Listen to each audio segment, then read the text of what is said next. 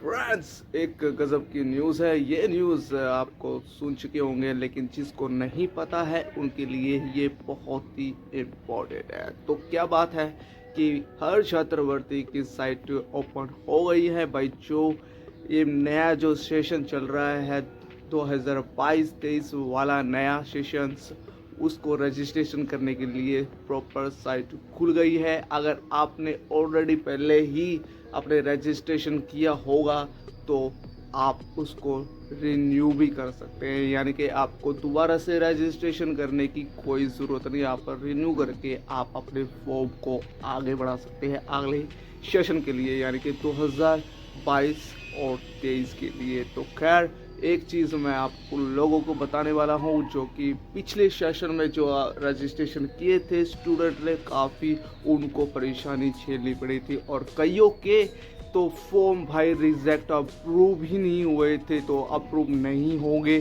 तो आपको स्कॉलरशिप नहीं मिलेगी। तो ध्यान से स्क्रीन पे आप चिपके रहिए, इधर उधर गए तो आप ही का नुकसान हो जाएगा। ये बात कोई नहीं बताने वाला, सिर्फ आपको मैं एक भाईचारे के तौर पर मैं बता रहा हूँ कि भाई सबका भला होना चाहिए। अगर स्कॉलरशिप अगर बिना रुके आपको चाहिए, आपके अकाउंट में सीधे डायरेक्ट आ जाए, तो ये जो डॉक्यूमेंट है दो इम्पोर्टेंट बहुत, मैं कहता हूँ कि भाई इस स्कॉलरशिप को अप्लाई करने से पहले आपके पास दो डॉक्यूमेंट ज़रूर होने चाहिए। सबसे और मेन इम्पोर्टेंट है कि आपके पास जो फैमिली आईडी, हरियाणा में फैमिली आईडी अलाउ कर दिया गया है भाई। भी फैमिली आईडी सबके पास होगी। तो भाई जिनके पास फैमिली आईडी है और उनके अंदर कुछ कमियां हैं, जैसे कि डेट ऑफ बर्थ में गलत है, कोई मेंबर से ऐड कराना है या फिर कुछ भी गलतियां हो, तो सबसे पहले भाई अपनी फैमिली आईडी को प्रॉपर तरीके से आप उसको अपडेट कर ले तभी आप उसको अप्लाई करें, स्कॉलरशिप के लिए अप्लाई करें। दूसरा और बहुत ही इम्पोर्टेंट है, जो कि मोस्टली जब अप्रूव होने के बाद भी, फॉर्म अप्रूव होने के बाद भी आपकी स्कॉलरशिप रुक जाती है, वो है जिसकी वजह से होता है आधार सीडर डॉक्यूमेंट।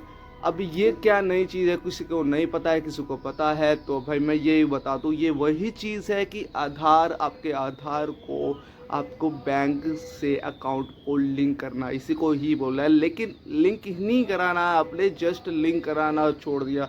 लेकिन जब आप फॉर्म भरोगे तो वो आपको अपलोड करके दिखाना भी है। तो वो दिखाने के लिए आपके पास एक प्रॉपर एक डॉक्यूमेंट देंगे। बैंक वालों से जाओ, कहो कि हमने आधार सीधा डॉक्यूमेंट चाहिए, फिर आपको वो कुछ वर्क करके देंगे और एक स्लिप वगैरह होती है, वो स्लिप आपको दे देगा लिख के डेट वेट करके। तो इससे ये साबित होगा कि आपका आधार सीधा डॉक्यूमेंट ये है। तो जब आप अप्लाई करने जाओगे तो ये दो चीज़ होगी आपकी, यानी कि आपके पास फैमिली आईडी सबसे पहले हो। अगर गलत हो रहा हो उसमें तो अपडेट करा लो, करेक्शंस करा लो बढ़िया अच्छी तरह से। और दूसरा डॉक्यूमेंट है कि आधार सीडर डॉक्यूमेंट।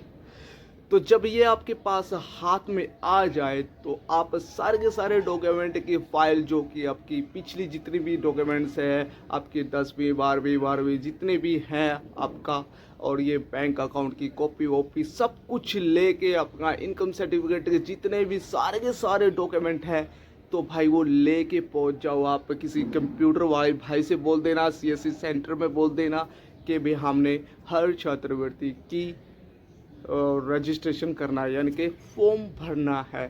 तो उसमें क्या होगा, सारे के सारे आप उस वो करने के बाद जितने भी आपने सारे के सारे डॉक्यूमेंट अपलोड किए थे, कंप्यूटर वाला भाई अपलोड करता है सारे के, जैसे कि आपको फ़ोटोज़ होगी, आपकी इनकम सर्टिफिकेट्स हो गया, या फिर आधार सीडर डॉक्यूमेंट है, जितने भी अपलोड, वो सारी की सारी उसको हार्ड कॉपी ले ले, उसका एक सेट बना ले, प्रिंट आउट आपके पास होगा। जो मतलब कहने का मतलब क्या है कि जितने भी डॉक्यूमेंट आपने फॉर्म भरते वक्त किए थे, वो सारे के सारे आपके पास हार्ड कॉपी भी होनी चाहिए, आपकी फोटो कॉपी होनी चाहिए। तो वो सारे की गठड़ी बना लो, एक डॉक्यूमेंट जितने भी लगाए थे वो सारे के सारे एक सेट बन जाएगा। उसको ले जाके आप अपने कॉलेज में जाओ, अपने कॉलेज में जाके उस बंदे को देखो, उस सर जी को पकड़ो जो कि ये स्कॉलरशिप हैंडल करता है, उनको जाके ये सारी की सारी कॉपियाँ दे दो। और मेन फॉर्म होता है भाई, वो मेन फॉर्म सबसे आगे होना चाहिए। जितने भी डॉक्यूमेंट आपने अपलोड किए थे, अप्लाई कर ऑनलाइन अप्लाई किए थे, अपलोड किए थे, तो वो सारे के सारे कॉपीज़ आप मेन फॉर्म के नीचे सारे के सारे इकट्ठा एक स्टेप लगा के उनको दे देना। वो अच्छे से वेरिफिकेशन करते हैं। जब तक आप यूँ मत समझने ला कि भाई हमने ऑनलाइन फॉर्म भर दिया और हमारा काम हो गया, नहीं, आपका काम रुक जाएगा। यानी कि आपको ऑनलाइन फॉर्म तो ही भरना है ऑनलाइन, लेकिन जब उसकी हार्ड कॉपी भी आपको उनको जाके दे रही है, जिसके लिए अप्लाई कर सकते हैं जो कि आप एससी और बीसी कैटेगरी में आते हो।